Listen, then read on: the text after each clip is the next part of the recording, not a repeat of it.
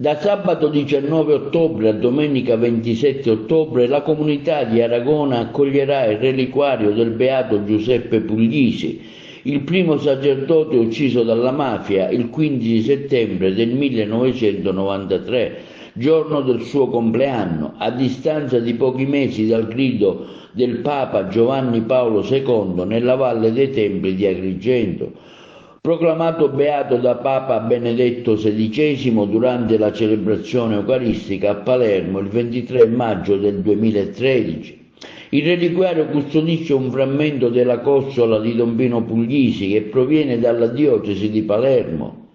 Sul tema la sapienza del sorriso e il coraggio della speranza, padre Pino Puglisi è stato predisposto un ricco programma di appuntamenti culturali, testimonianze e momenti celebrativi. Tra i vari eventi anche l'intitolazione di una strada da parte dell'amministrazione comunale.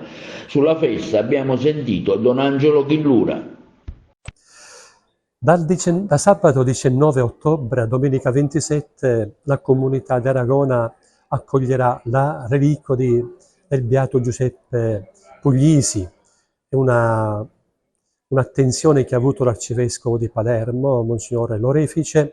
Tutti i sacerdoti hanno promosso questa iniziativa e durante la settimana ci saranno tante attività, tanti incontri, momenti di riflessione per conoscere la figura, la testimonianza eroica dei padri Puglisi, ma anche altri momenti per conoscere la realtà del territorio, quindi la mafia, qual è il giudizio della Chiesa sulla mafia, e poi ci sarà la testimonianza del presidente del centro Padre Nostro Artare. Ecco, momenti di crescita. La scuola, tutti i ragazzi della scuola si stanno organizzando mediante il lavoro degli insegnanti per conoscere la figura dei padri Puglisi, e questo è anche merito della grande sensibilità della preside. Ma un aspetto importante è la scelta fatta dal sindaco Pentolino, dagli assessori e da tutta l'amministrazione comunale di dedicare una via importante di Aragona a padre Puglisi, e questo avverrà domenica 27